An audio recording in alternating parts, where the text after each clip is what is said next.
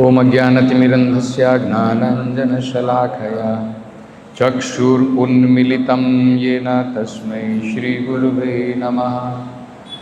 नमो ओम विष्णुपादाय कृष्णप्रेष्ठाय भूतले श्रीमते भक्तिवेदान्तस्वामिनिति नामिने। नमस्ते सारस्वते देवे गौरवाणी प्रचारिणे निर्विशेषा शून्यवादी पाश्चात्य देशतारिणे।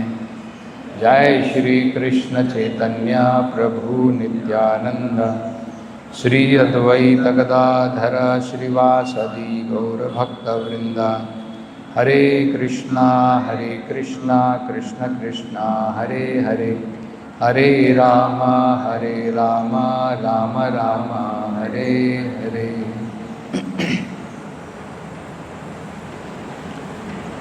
So Lord Brahma, after instructing all the demigods, the devatas who were present in the assembly, of their mistake, what they have committed.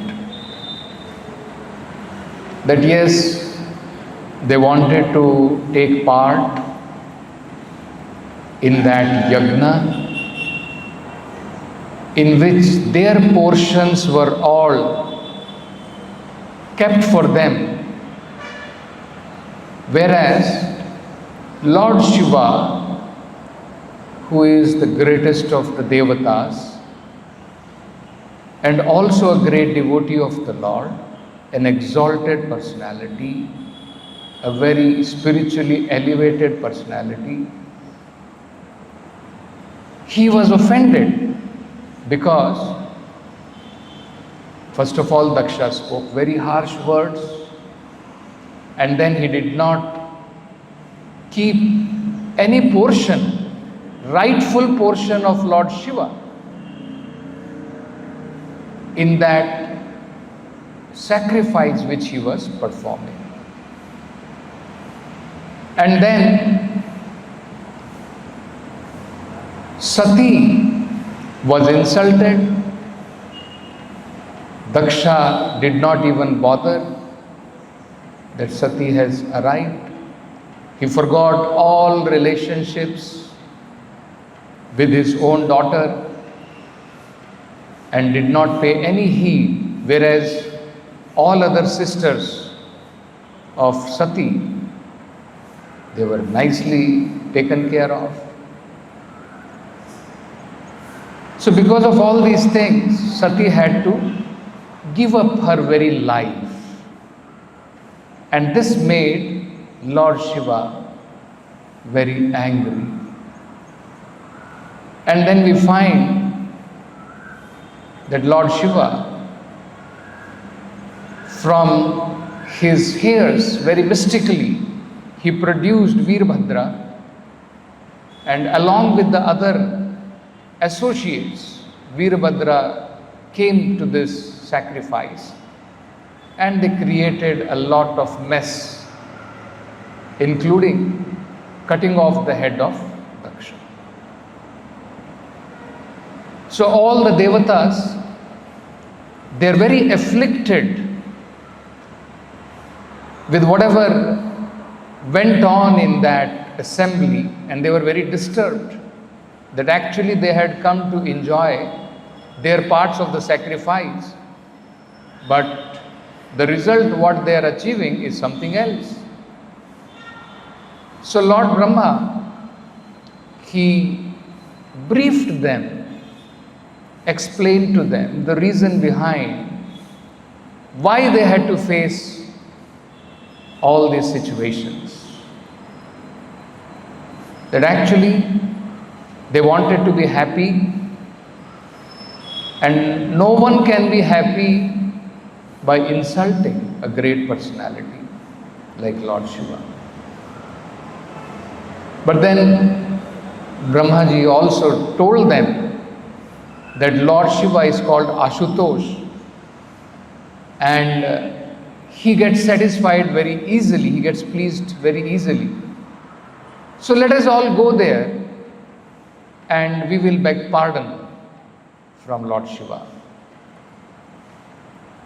And Lord Shiva very kindly will forgive all your offenses.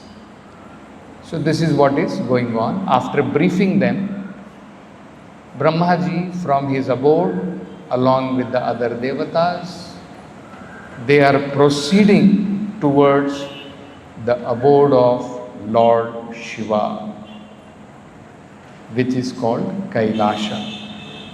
Kailasha Parvata, Kailasha mountain. Kailasha mountain is being described in these varieties of verses.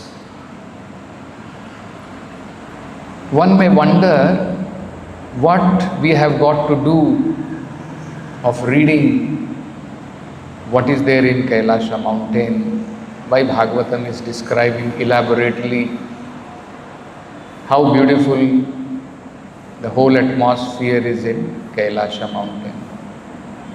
We find here Prabhupada is talking about there is a small lake named Alkananda in which Sati used to take her bath, and that lake is specially auspicious. All the demigods, after seeing the specific beauty of Kailasha hill, were struck with wonder at the great opulence to be found there. You see. So, this is the opulence of Kailasha which is being described. But at the same time, we will also see Lord Shiva, in spite of living in this opulence, does not even have a house for himself. Even though he is surrounded by all opulences, Lord Shiva does not build a house for himself. He is living under a tree. You see. Mother Sati,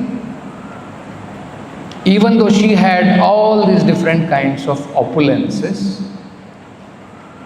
but Mother Sati is accompanying Lord Shiva in his different austerities. Whereas the devatas who have come here now, they are wonderstruck at the opulence and beauty of Kailasha hill. In few more verses where Kailasha hill is described, it will be described that how the Apsaras from the heavenly planets would come to this place along with their husbands, and seeing the beauty of this place, their lusts would increase and they would try to satisfy themselves. So we can see that actually, depending upon the consciousness of a person, the different situations can act differently. Say for example, when a materialistic person goes for a pilgrimage, his understanding of going to the pilgrimages is completely different from a devotee going to different holy places. When a materialistic person goes to the place of pilgrim, he goes to give up the sinful activities he has been performing so that he can get rid of that papa karma.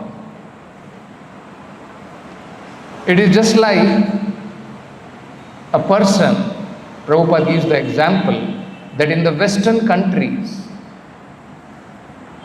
the people, they commit varieties of sinful activities throughout the week, and then once in a week they will go to the church and they will beg for forgiveness.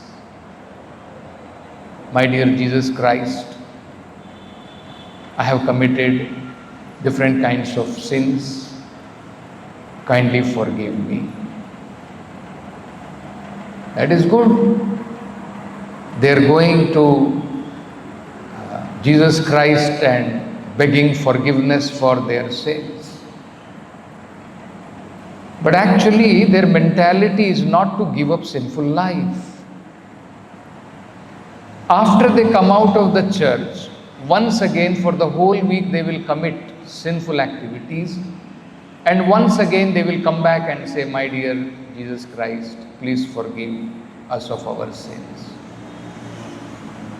Now Jesus Christ has not taken a contract with them that you commit 1,000 times sinful activities and you keep coming back and then again you confess your sins. The Lord and His devotees, they are very kind, there is no doubt about it. But it is not that willfully someone commits sinful activities and still he is thinking that I will be forgiven. If somebody makes a plan like this, throughout the week I will commit sinful activity and one day I will go to the temple or I will go to church and I will beg for forgiveness. No, that is a greater offense. He will not be forgiven. So the mentality of people when they visit the places of pilgrimages, they know very well they are leading a very dishonest life, cheating people, so many different kinds of sinful activities people keep on committing. And then they are thinking, चलो साल में एक बार, once in a year, Kumbh Mela जा करके मेरे सारे पाप कर्म धो दूंगा. I will wash off all my sins. Isn't it? They go with this understanding. Devotees are not going with this understanding to a place of pilgrimage that I will wash off my sins. He goes to the place of pilgrimage because it's a place where he can remember the Supreme Personality of Godhead. It is said, the reason for visiting a pilgrimage place is to discuss the pastimes of the Lord, is to glorify the Lord. There is no doubt by visiting a place of pilgrimage, our sins are washed away. But that is not the reason a devotee visits. Moreover, a pure devotee of the Lord, he visits these holy places because these holy places become dirty of the sins of the people who come and bathe in these holy rivers there. They leave their sins there. And the pure devotees of the Lord, they sanctify even those places. You see? So, Mother Sati bathing in Alkananda, or Prabhupada as he is pointing out, it is river Ganges, is different from the Apsaras visiting that holy place for material enjoyment. You can see the difference. You will find in the verses later on, when they are coming and bathing along with their husbands, their lusty desires are increasing. So, devotee's perception and his consciousness is transformed by practicing devotional service. Just like in Bhagavad Gita we find what is day for a materialist is night for a spiritualist. What is night for a spiritualist is a day for materialist. Because whole perception is changed. It is the same thing. The material world, night is night. But there is a difference in understanding. What is night for a materialist is Brahma Muhurta time is night for materialist. He will be sleeping nicely. Isn't it? Actually, that is the most important time to conduct our spiritual activities.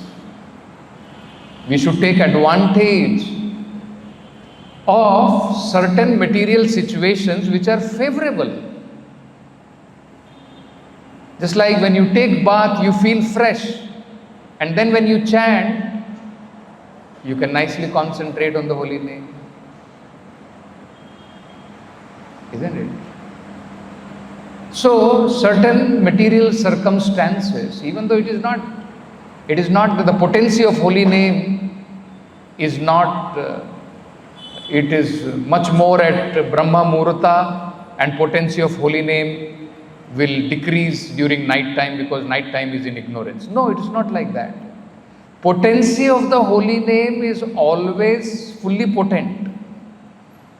Our consciousness, our coming in touch with the holy name at different circumstances varies.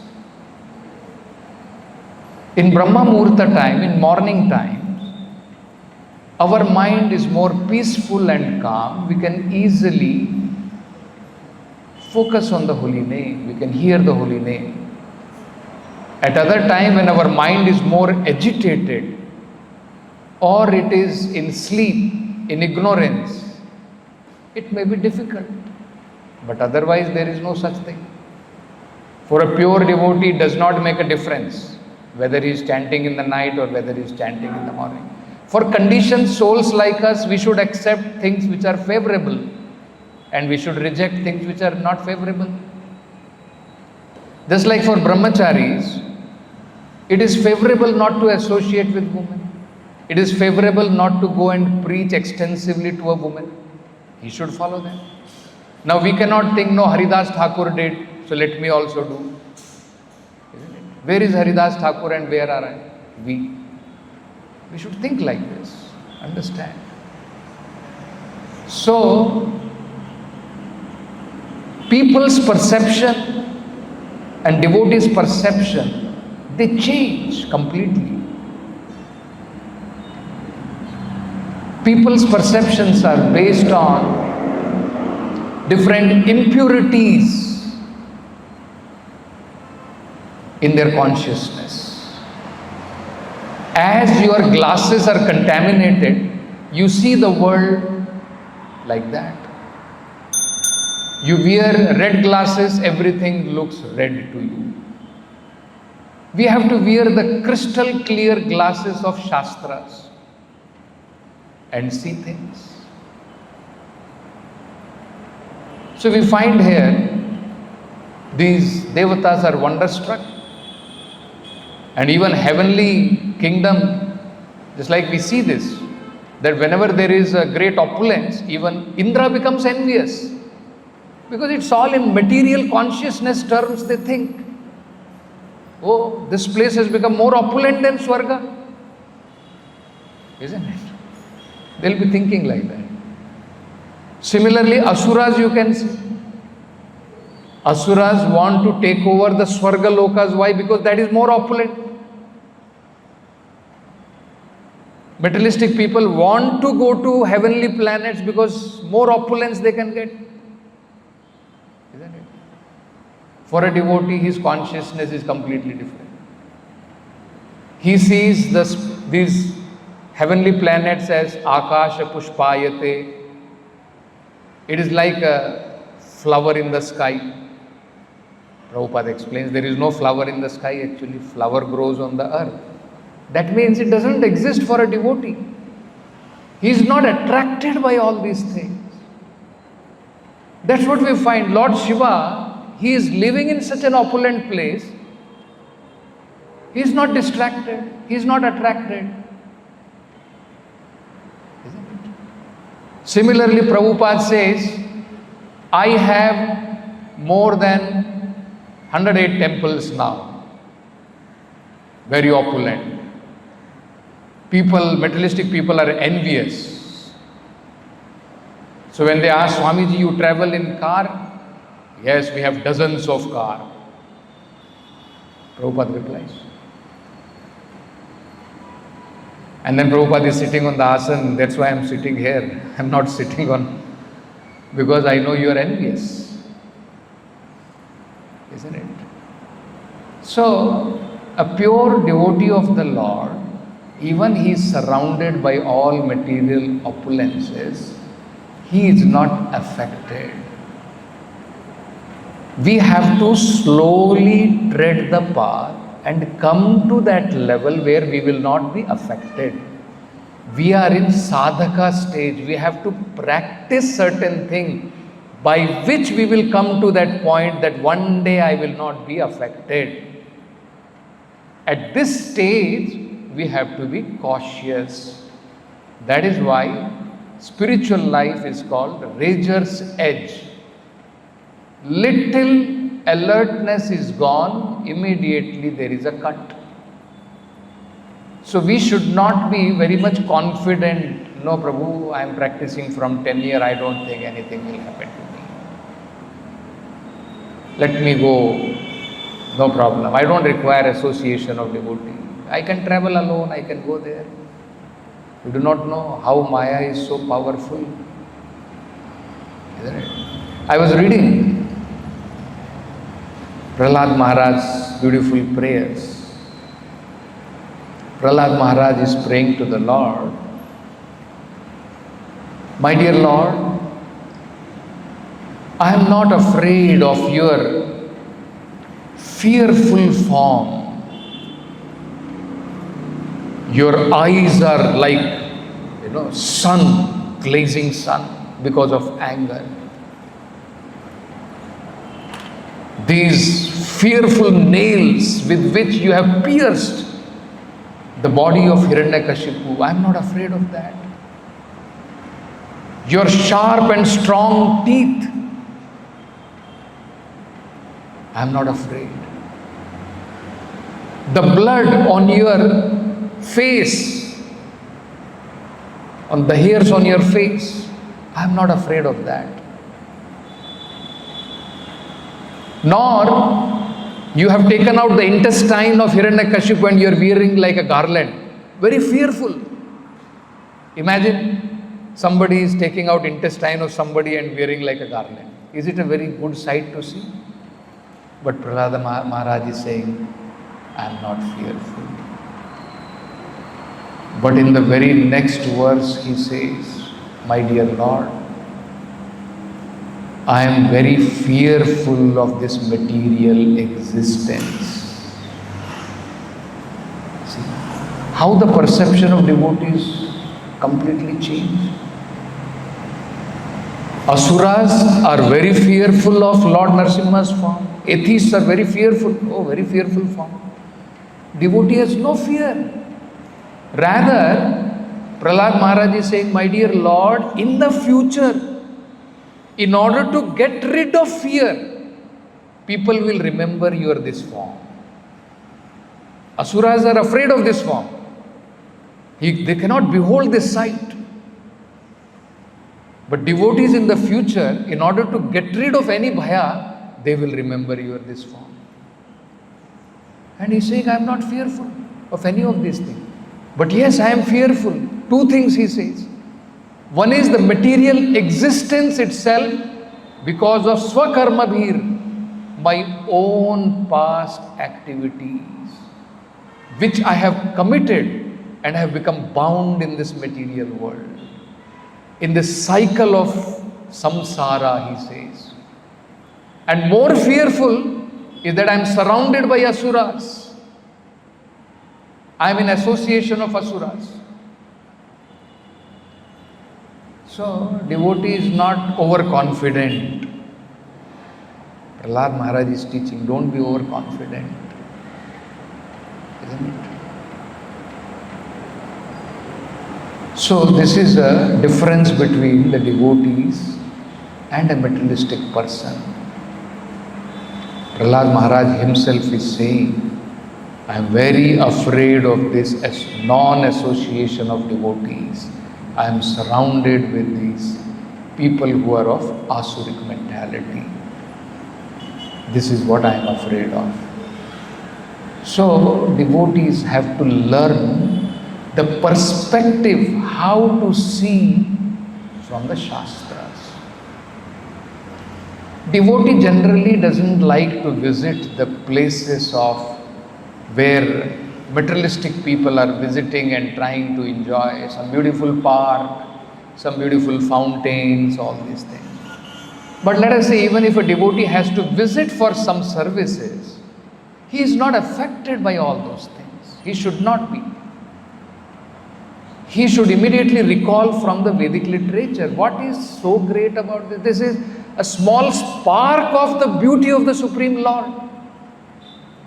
Krishna is telling Arjuna, you don't have to be wonderstruck with what I am showing, this universal form and all these different energies of mind which is working. Krishna is saying, this is just one small portion of my manifestation. If you see somebody who is very strong, you should immediately understand it is my portion, one small portion. Somebody is greatly opulent, you should understand one small portion of my opulence is present in that person. Why we should get bewildered? Ekena amshena sthito jagat. It is just one amsha of mine. Isn't it? So this is how a devotee sees. He is not affected, but knowingly he will try to avoid. Not that people are going to Ooty, so let me also go to Ooty and see the Ooty beauty. Isn't it? Will get affected by the people who are visiting there. It is not like the natural beauty which we can see here of Kailasha Parvata. Isn't it? You will find there people romancing with each other. Prabhupada in today's class, in today's conversation we were reading, Prabhupada is calling, what is the dress called? Mini skirt, topless, bottomless. Isn't it? These people are visiting there. So devotee doesn't want to visit such kind of places where his consciousness will become affected. But let us say, for some preaching purpose he has to go. It's not that he will close his eyes. Suppose a devotee is going to Goa for preaching purpose or for Akshay Patra service, and he has to pass through the beach and he will close his eyes and sit. His mind is absorbed in Krishna, isn't it? When your mind is absorbed in Krishna, this eyes will not go to this material, so-called beauty of this material world. So, this is the understanding which already it's time devotee should have. So, I'll just read one that small which Prahlad Maharaj is saying. Trasto asmi, I am very frightened. Before that, he said, I am not frightened at all. Naham vivemi, I am not at all afraid. Of what? Ati bhayanakasya, your fearful face, I am not afraid. Jivha, your fearful tongue, I am not afraid. Arkanetra, very effulgent, glowing eyes. Bhurukuti, you are frowning with anger and your eyebrows have raised because of anger. I am not afraid. Rabhasa ugra damstra. Rabhasa means very strong. Ugra means ferocious. Ferocious teeth. I am not afraid. Antrasraja, intestine, you have garlanded yourself. I am not afraid. Sataja keshara, your mane, your face having mane, it is filled with blood because of this intestine. I am not afraid. Shankukaranam, your sharp ears, like Shanku. I am not afraid. Nirharad abhita digibhat. And when you are roaring like a lion, even the elephants, herds of elephants are running away. But I am not afraid. You see? And here he is saying, Trasto asmi aham kripana vatsala. My dear Lord, I am not spiritually advanced. Kripana means who is in material consciousness. But you are kripana vatsala. You are very kind to such kind of people. So kindly be very kind upon me. Duhu sahogra, intolerable, ferocious material world. Samsara chakra kadanat. Miserable. Kadanat means very miserable. Suhogra means very ferocious. Duh means intolerable. I am very afraid of this. Furthermore, grastham pranita. I am being thrown in the association of non-devotees. Grasta means I am devoured by all these asuras. This is what I am afraid of. Baddha swakarma bhir. I am bound by my own karma. Ushatam te angri moolam. He is saying, my dear Lord, you are insurmountable. No one can cross over you.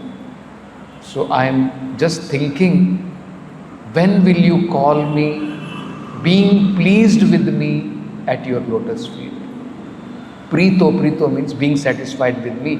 Apavarga sharanam, your lotus feet, which can give liberation to everyone. Hayase kadanu, when being satisfied with me, you will call me back to Godhead.